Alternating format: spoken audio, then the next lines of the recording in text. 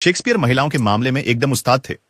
वह कहते थे कि किसी महिला के साथ फ्लर्ट करना एक अच्छी कविता लिखने जैसा होता है। सभी जानते हैं कि एक अच्छी कविता लिखने के लिए आपके डेस्क में दो दराज होने चाहिए, एक जिसका लेबल बेकार कविताएं हो और दूसरा सितारा कविताएं। अब चूंकि आप एक भयानक लेखक हैं और आपको एक स्टार कविता लिखने का कोई अंदाजा नहीं है, तो आप हर सुबह खुद के लिए एक कप कॉफी बनाते हैं और एक कचरा कविता लिखने के लिए निकल पड़ते हैं, क्योंकि कोई भी बेकार लेखक एक कचरा कविता लिख सकता है। तो आप एक खराब कविता लिखने के लिए काम शुरू करते हैं, लेकिन अनिवार्य रूप से हर 2 या 3 प्रयासों के बाद, चाहे आप कितनी भी कोशिश करें पूरी तरह से बेकार लिखने की, अचानक आपको एहसास होता है कि कुछ अच्छा आपके हाथ से फिसल रहा है और आपके पास उसे स्टार पोएम्स दराज में डालने के अलावा कोई विकल्प नहीं है। छेड़खानी भी इसी तरह काम करती है। कोई नहीं जानता कि कैसे फ्लर्ट करना है, कोई नहीं जानता कि कैसे दिलचस्प बनना है, लेकिन हर कोई जानता है कि खुद को अजीब तरीके से कैसे पेश करना है। आप एक बार में जाते हैं फ्लर्ट करने के इरादे से नहीं, बल्कि बस खुद की अजीब तरह से परिचय कराने के लिए।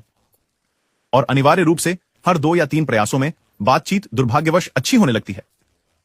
जिससे आप बात कर रहे हैं वह रुचि लेता है और आपके पास उन्हें ड्रिंक खरीदने और कुछ किस करने के अलावा कोई चारा नहीं रहता। चाल यह है कि अपनी अपेक्षाएं कम करें। आप फ्लर्ट करने की कोशिश नहीं कर रहे हैं, आप बस कोशिश कर रहे हैं कि खुद को अजीब तरीके से परिचित करवाएं और एक भद्दी बातचीत करें।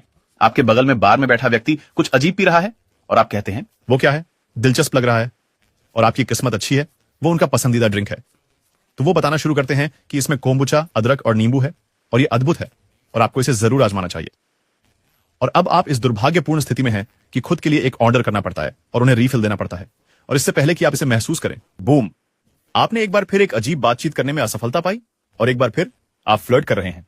अब मुझे आपको 2 बातों से आगाह करना है। पहला, शेक्सपियर ने वास्तव में यह कभी नहीं कहा, मैंने कहा। दूसरा, यह वास्तव में काम करता है। एक किताब है जिसे मैं अनुशंसित करना चाहता हूं। यह वही किताब है जिसे मैं चाहता था कि मैंने 30 साल के होने से पहले पढ़ी होती, क्योंकि यह दिखा